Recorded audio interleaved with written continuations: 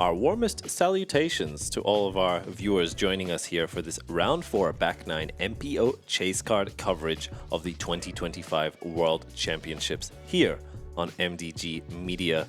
We have only 9 holes remaining until the very scary cut this chase card. Hopefully not too worried about that as they are in the upper end of the field. Upper end of the commentary booth right here. I'm Connor Wood and with me, Mr. Elias Luukkonen. What's up, Connor? What's up, viewers? For sure, upper end with a 1 centimeter in height advantage on this booth. 1 centimeter is not gonna be enough for these players on most of these holes, as a lot of the back 9 is actually over 100 meters long and possibly longer, more challenging than the front. We're gonna have that scary finish with the last 4 holes of the round being one of the scariest, some of the scariest in disc golf. Situation for our chase card not being so scary though, as Sullivan Tipton actually solo leader in the tournament. Adam Hammes also in great position to chase down the lead card. Starting on hole number 10, 230 meters. Sounds like a long hole, but with the downhill of the tee and the shape of the hole being fully open on the first shot and shaping for a big hyzer on the second, it's gonna be easy work for most of our chase card, I would have to assume. I'm gonna throw about 130 of those 230 off the tee. Leave yourself with a 100-meter approach. The scary part about the second shot is that the OB is very close on the right side, only about 4 meters away. Hay bale is considered OB, so you have to land the left side of that hay bale. A lot of players tend to play it a little bit safe on that left side, so land just slightly left of the basket, take your downhill putt, hopefully easy birdie. Chris goes out to the right side of that large tree. Does manage to get past it. Will have a longer look into the green than those that get fully around the tree or even fade before it. We see a low hyzer shot from Adam, and quite simply too low, even with that slight hyzer angle. Does not catch an edge, does not skip, does not proceed to go.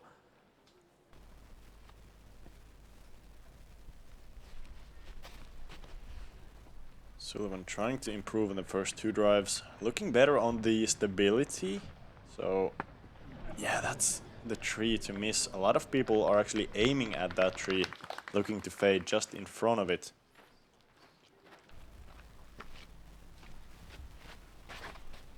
Simon in the front 9 was unfortunately not able to find a birdie. A series of pars and then a bogey on 9. That, however, despite being displeased with the shot, is a very good result that could give him a very nice chance to secure that first round 4 birdie. We go to Adam here. This is a huge hyzer from where he is, and I would expect he's quite simply playing for par. Let's see if I am measuring his shot correctly. I was very incorrect. That was very aggressive, despite being spiked, plays along the fence, and does leave him a circle 2 look. That shrug exactly knows he's up there, not quite sure where. We go to Dickerson. If you're Adam, the fence sound is really good, because you know you can't hit the fence from the wrong side, as the physics won't really allow for it. CHRISE, good line, little conservative on the length. There is OB on the backside of the screen, but it's usually hard to find if you're throwing something pretty overstable. Sully wishes for that fence sound, does not hear it, only hears the sadness of the gallery as they see his disc fly out of bounds left. Simon going high, going wide, and I really like this. Spiking into this green is a solid way to play it. That one, however, is a bit short left. Could have done with a bit more push or perhaps even a bit less height, despite me liking the spike option here. We go to Sully. The long par save looking down the hill, likely blind with those small guardian trees. I will say, Elias, for how small they are, the structures around them plus their position, they come into play a lot on this green. Yeah, definitely making this hole a bit more interesting, as the even the second shot is a little bit affected with the fact that you can't often see the basket. Look at this, Chris Dickerson. Signature slide wobble on the putt. I've seen a lot of debate whether Chris does this intentionally or not. I think we have to give him the benefit of the doubt. And there it is. The birdie for Simon. 8 pars, 1 bogey, and now 1 birdie, sitting at even for the round. If he could put together a series of birdies on the back nine, he could still play a competitive and reasonable round, but at the moment has slipped away from the pace of his card mates. 2 strokes, however, found on the leader, Sullivan, for those finding the birdie, both Chris, Simon, Adam, a safe par ultimately.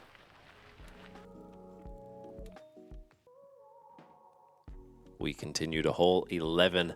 This par 3 sits at 131 meters. The most common play here is a big backhand hyzer shot, likely a long hyzer shape, something with a little bit of ride, a little bit of flip up, and a late crash over this little pond of OB. It is even possible to fly with the disc as the drone flies around this last tree, but it's a super high, super wide, mega dangerous, lots of power spike hyzer. The most common entrance into this green is between those 2 trees we flew past, over the pond, and in here. You can also throw straight at it.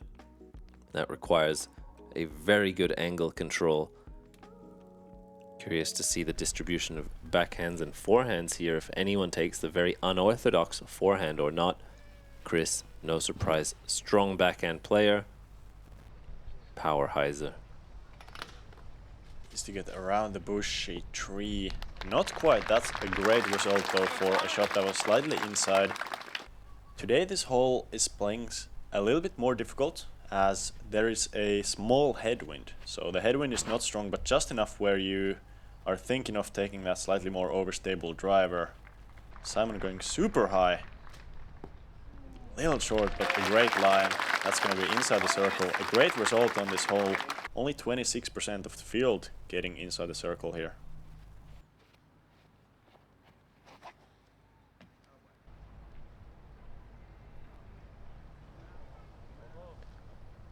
Adam with the ultra wide hyzer does not come back in bounds.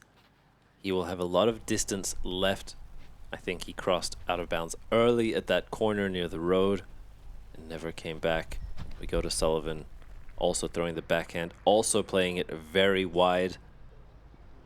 Potentially that headwind you touched on, Elias, flipping the disc more than intended, and the 2 leaders of this card currently, both of them finding an early OB right. Hole 11 punishes those who get a bit too greedy. Now this is a dangerous shot. Needs to put it pretty much to the green in order to be safe. That's almost something I would call as a good break. Hitting the top of that last tree, still staying in bounds.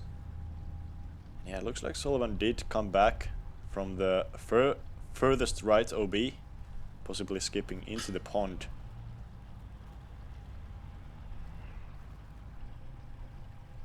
Adam to save his bogey. Nicely done. Delivers with the step right onto the pole.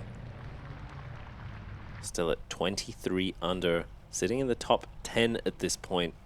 The majority of the field further along in their rounds, only lead card with fewer holes played.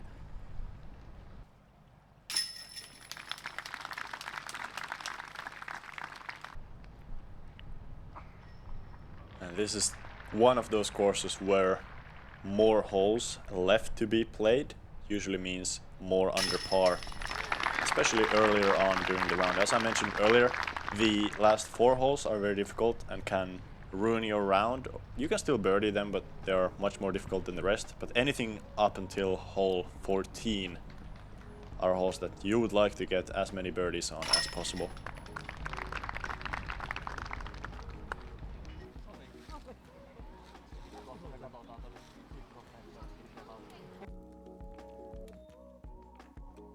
That was one of only 3 holes on the back nine, 4 holes on the back nine, averaging over par. This hole well under par though, hole 12, A short-ish par 4, just 183 meters, plays really nicely for a low, flat, hard-thrown forehand that fades right at the very end. Need to get over a high floor, but under a low ceiling of the tee. That also calls for a backhand roller. If you have a really flippy disc that you're comfortable throwing on a low roller line, you can do that off the tee. From the perfect drive, if you get it far enough, you only have a bit of a low ceiling, can throw the disc very hard into the backstop on the right, long side of the basket. I'd say this is a pretty simple hole after the drive.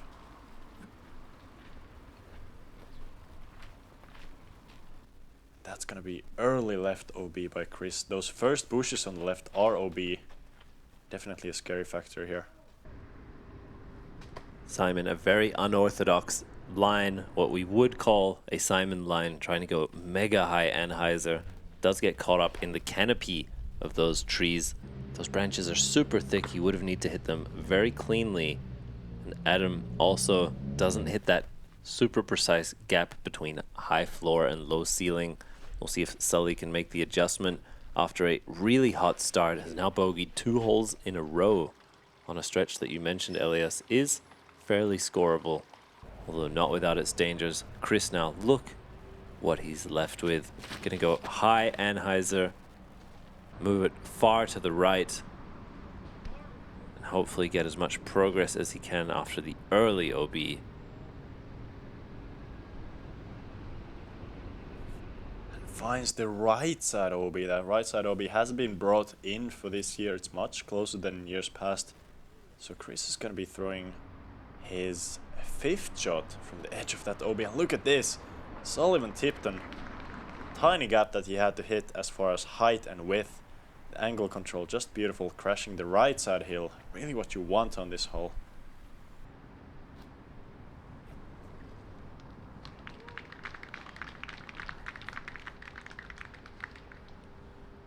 Simon finds himself early to the right, but on the green. We go now to Adam. Is going to be throwing this inside gap, but that is far too inside. And honestly, pretty fortunate to just settle down there in the fairway. Chris going for a cut roller forehand, likely an overstable disc to prevent it turning over to the left into the rough. Look at that, just maintain the angle. I would guess a overstable fairway for that sort of roller. We'll see how much he was able to slow it down at the edge of that dangerous rough bowl. Long jump putt for Adam. Just under the basket. Simon here had a chance, and that's not gonna be good. Had a nice little birdie streak, going 2 birdies after completely dry front 9. Sullivan, great birdie there, and I'm interested to see what Chris has from here. It looked like his forehand roller curled down to the left, but looks like he has gotten a really favorable break. And honestly, a good double bogey in the sense that it could have been worse with 2 OB strokes. He does complete the hole with 4 throws, as par would suggest. Only those OBs dragging him over par.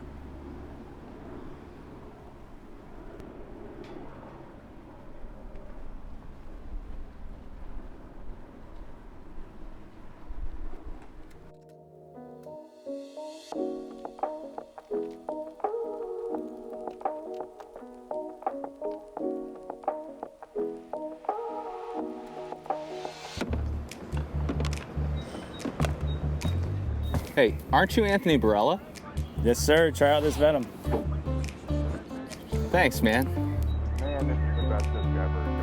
1,000 feet Hey, easily. hurry up, man. You're taking forever. Sorry, man. No 30-second rule here. What about that 100% off player discount?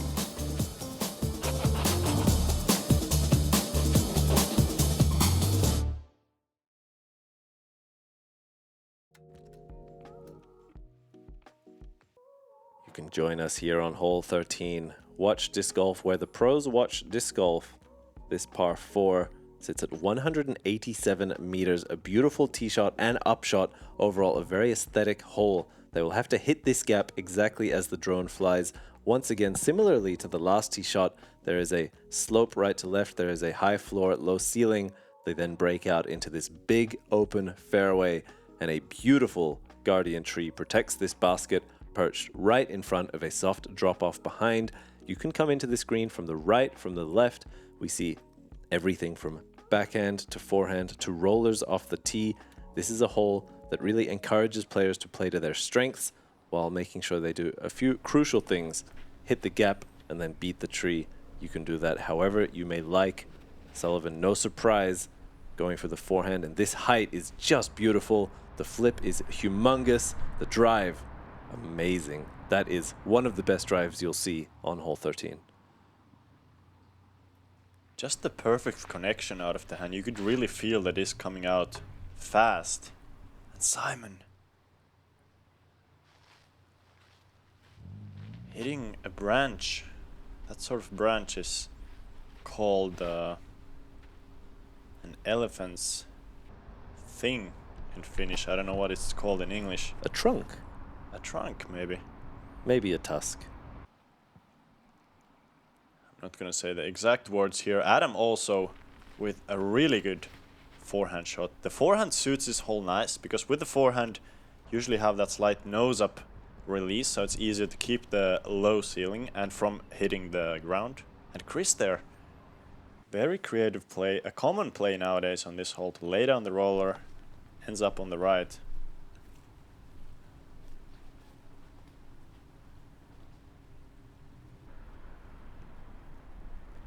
Simon likely just pitching out from there to create an angle, trying to save his par.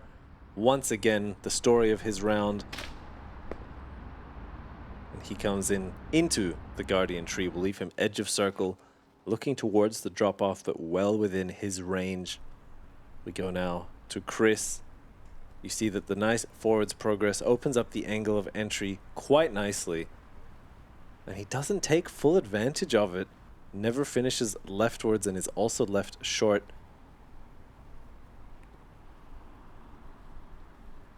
Adam, forehand approach, I'd say the less common of the two options here, but really good touch. You want to land a little bit short here, just as he did. Don't risk the roll away with that long side slope. Sullivan as well. These two guys are just matching each other on almost every forehand hole. If you saw the front nine, you would agree with this. Chris pays the price for the imperfect approach there. Unable to secure the birdie after a good drive. This is Simon, I believe, for par. If he did pitch out, there we go. We see the 4. And still 1 under for the round. Given how many shots he's completely unhappy with, he's still under par here. And looking like short birdies for both Adam and Sullivan. Sullivan yet to take a par here on the back 9.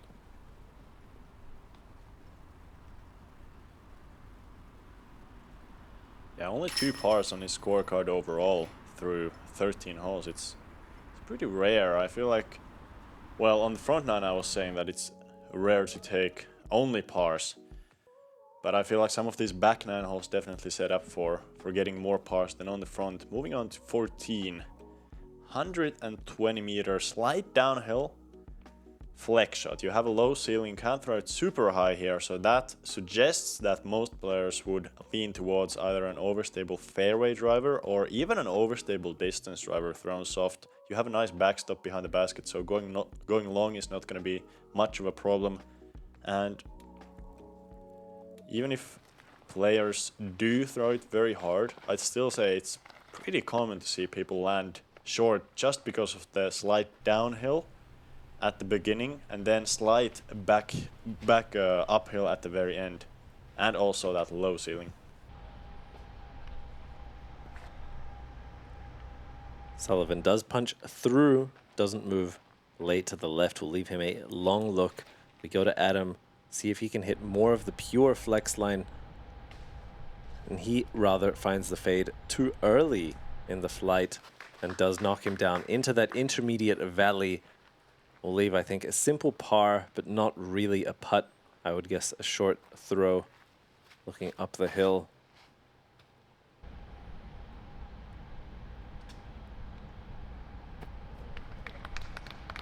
Beautiful, beautiful. beautiful. That's very much one of those shots that I feel like suits Simon nicely. You know, he has that touch of throwing different angles with different discs. That's really what you need here. You don't need... It's not a very traditional shot, you know. Don't need that pure slight highs to flat release finish that flies straight and glides left at the end. You need that touchy flex. And the rest of the card taking some lessons from Simon here. I agree. The flex most often using a lot more width than the hyzer flip, but the entrance gap to this green just past where Adam is pretty tight. It doesn't give you that much width to play with, so you need to time the fade perfectly, which we do not see from Sullivan or Adam's putts. We go to Chris, circle 2 as well, to try and keep up with Simon here on 14, looking like a par frame for those three.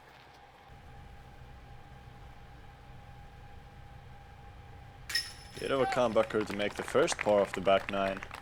That's gonna be good. Not what he was looking for. You really want to birdie some of these holes leading up to hole number 15, as 15, 16, 17 and 18 are the scariest stretch of holes on this course.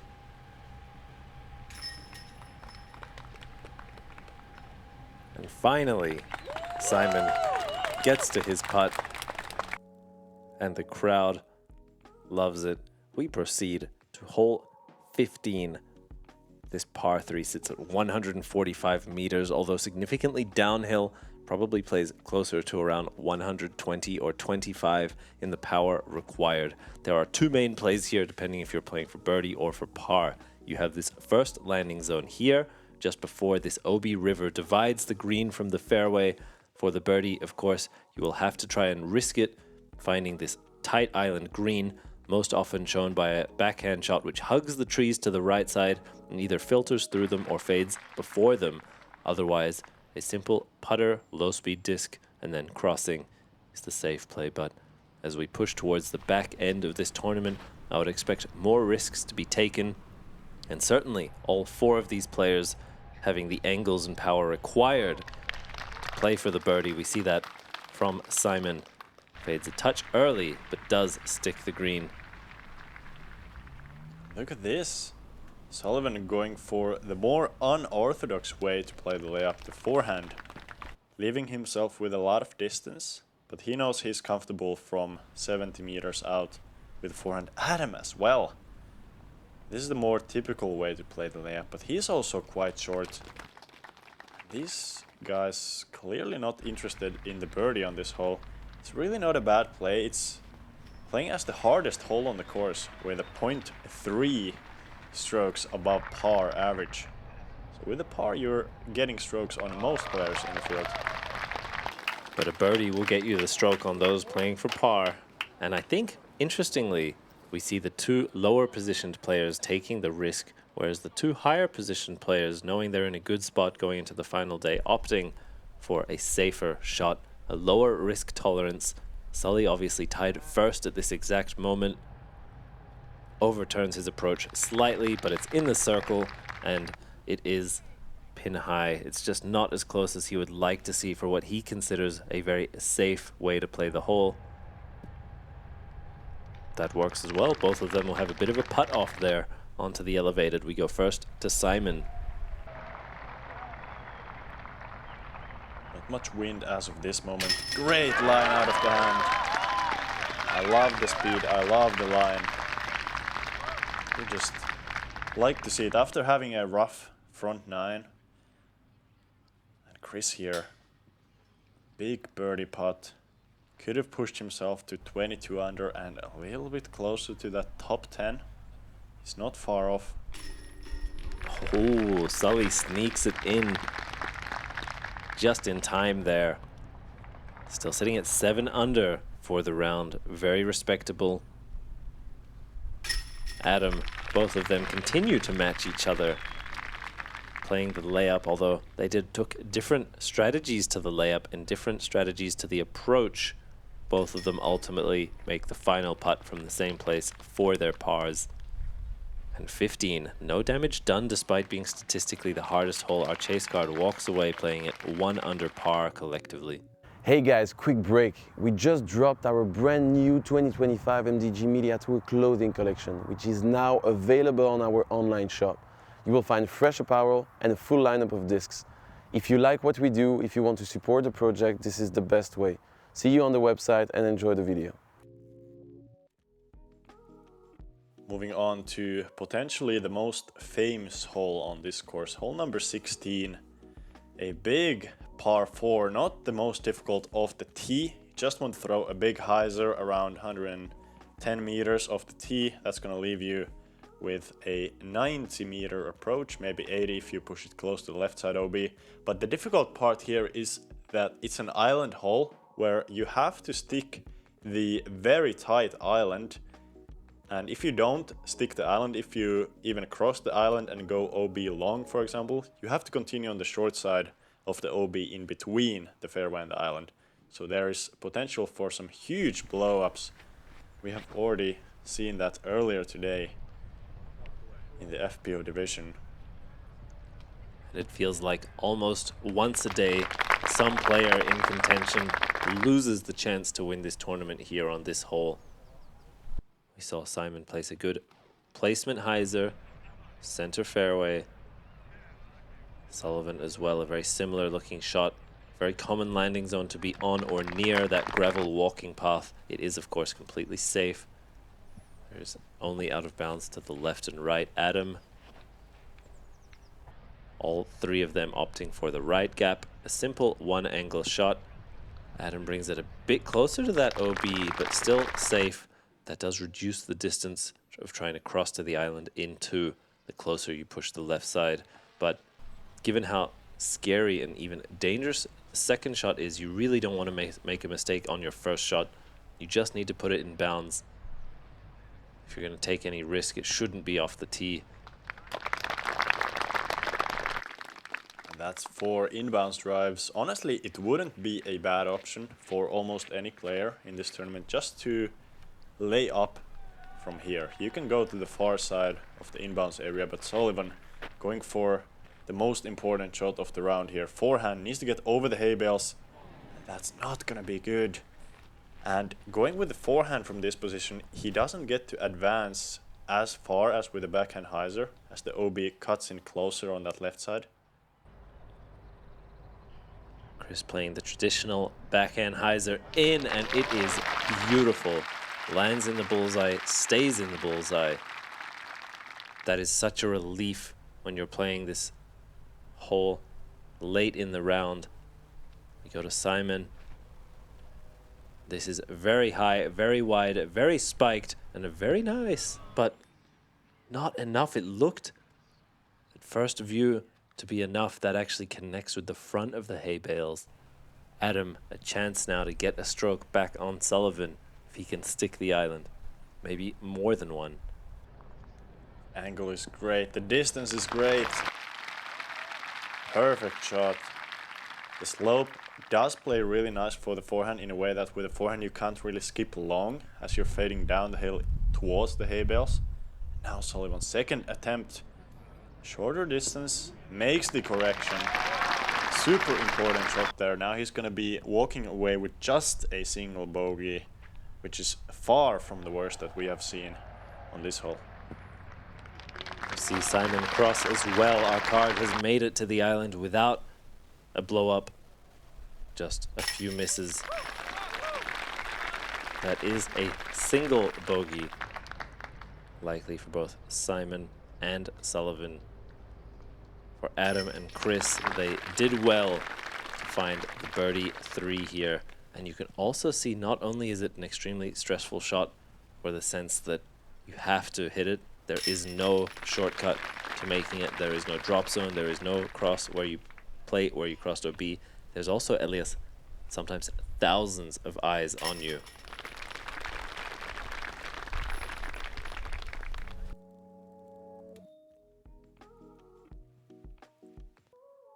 The players and us will proceed to hole 17. This par 3 plays at 140 meters, although softly downhill, as well as sloping significantly right to left.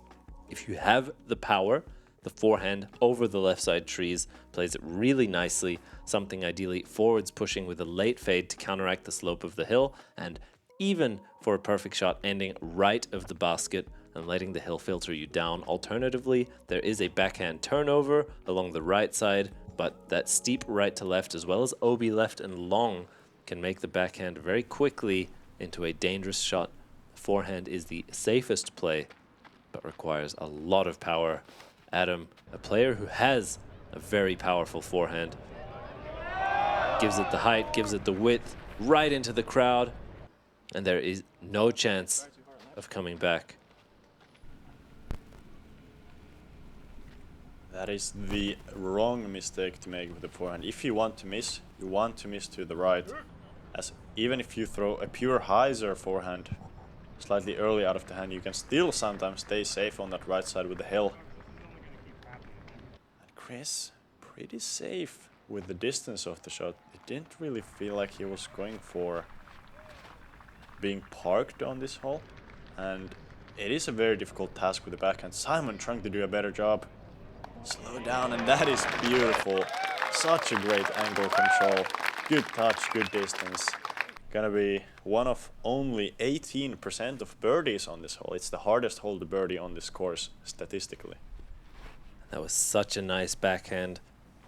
Possibly the nicest I have seen executed. Sully, of course, going to the forehand, spikes it in.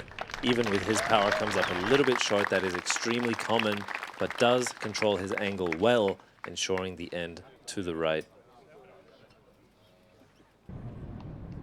Adam, even now, also behind a bush. That is a common element, let's say, of holes that have an OB line not in front of the bush, but rather that you have the penalty stroke and still an obstacle to beat. But he's done well. Chris looking downhill, just a layup to manage that one. Too dangerous to run from that range. Sully, however, I expect right here this short putt to be in the chains. I think he's just a very consistent player overall, Elias. When he does make mistakes, it's rare they're compounding, maximum one per hole, and just reliable on the putt, reliable on the big hyzers. Yeah, I agree. And here's my hot take. I feel like the forehand players who are very strong on the forehand side mostly prefer the forehand shots. I feel like these are the type of player that can more consistently play great, maybe not extremely good, but solid rounds overall. You can disagree with me on this, and if you do, please write it in the comments. Hole number 18, known as the video game hole, called by Paul Macbeth a couple of years back. He told this was his favorite hole, and that's for good reason. 213 meters, OB all around the fairway, making this dogleg from left to right shape. You really don't have to follow the fairway with your disc though, as you can throw a backhand flex off the tee, a backhand straight to slightly turning shot, or even a forehand hyzer to play a shorter, safer shot, setting up for a big hyzer on this green. Ideally, you want to land somewhere on the fairway of the tee where you don't have a big Christmas tree in your swing or in your line. Ideally, that's gonna work the best if you stay a little bit short of that far side corner. So expecting all of these players to either go for a very big tee shot or a slightly shorter one, just short of those Christmas trees. And it may have looked like Simon was moving super slow and smooth, but that was quite an aggressive line. The full flex does, I think, settle between the two trees that you were touching on, Elias, that you ideally avoid being behind. I think he'll split the difference. Sully, from there, I think there's a tree just left out of frame, but he's short enough before it. I think he can pick the right side, allowing him the more simple shot. Chris going with a steep anhyzer, looking for some late stability, but never finds it. I think from the flight, I would guess that was a mid-range and a disc speed and class that is less often going to flex, less often going to skip back. We go to Adam. Same safe forehand as Sullivan. Just trying to land short of those trees.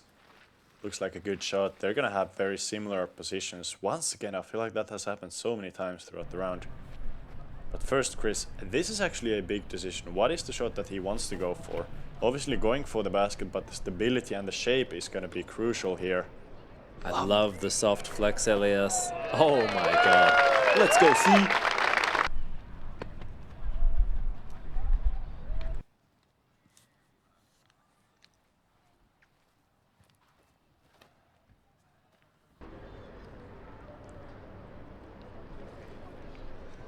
I'm confused with our angle. I thought that the disc was going way long, but we're actually above the basket on the right. Great approach by Adam. He's gonna end up 25 under. And Sullivan, look at his position. Second in the tournament. Important stroke here. Get it under the basket, walk away with birdie, and he's gonna do something very similar to this. 4 meters away. What a finish, and what a fight after having multiple bogeys on the back nine. He feels good about that round, of course. Go now to Simon to end strong on what was, for him, I think, an unsatisfactory round. For us, always a pleasure to watch. And all 4 of our chase cards stick. This is a very tight green. OB short, OB left, trees long and to the right. They weave their way through those obstacles and find themselves with some putts. The crowd gets to watch now the last 2 cards finish. Round 4, Sullivan in for the birdie, gets himself to 31 under, total 8 under for this round. And that will leave him on tomorrow's lead card, Elias. Yeah, lovely play, specifically on the front. Held it together well enough on the back. But you wonder, what if those bogeys were gone? Sullivan could easily be leading the entire tournament. And a player with no major title to his name. The Worlds, first ever Worlds in Europe. Can't even imagine what that would mean for a player like Sullivan. And Worlds specifically carrying the extra privilege of being on the PDGA.com website banners, both left and right. Check it out what it is right now if you're watching this coverage before the final round, and then take a look again in 1 or 2 days. I think we're going to see some different faces. Our chase card taps out. You see a great back nine spread. All sorts of fun here for the chase card. We go to the standings. Sullivan Tipton, 8 down on moving day here at the World Championships in Finland. Tell us about it. Yeah, started off super hot, 7 down through 8. Went on a little rough patch after that, like par, bogey, bogey. But I had to find my way back pretty hard there at the end to make lead card. So I'm pleased with the round, and yeah, gotta shoot hot tomorrow. So yeah, as you said, you'll be on the lead card for the final day. Just 3 strokes back from the leader. What's the game plan for tomorrow? Yeah, whoever's gonna win tomorrow is gonna have the hot round. And so, if one of us wants to take it down, we gotta shoot hot, from the start. And so yeah, that's the game plan tomorrow. Just going for everything, gotta get birdies. Yeah, I'm gonna keep the same game plan. I've shot pretty hot both days, so I'm gonna try to keep it going. Yeah, has there ever been an experience like this for you to play on a lead card final round? I mean, this is pretty incredible. I've made some lead cards at some other tournaments that are pretty big, but it doesn't top this. I mean, this is the best of the best right now, and with the amount of people that are gonna be out there tomorrow, it's gonna be an experience that's gonna be unmatched. How does it feel to get to play in front of this many fans? Dude, I love it. I thrive off the excitement of people.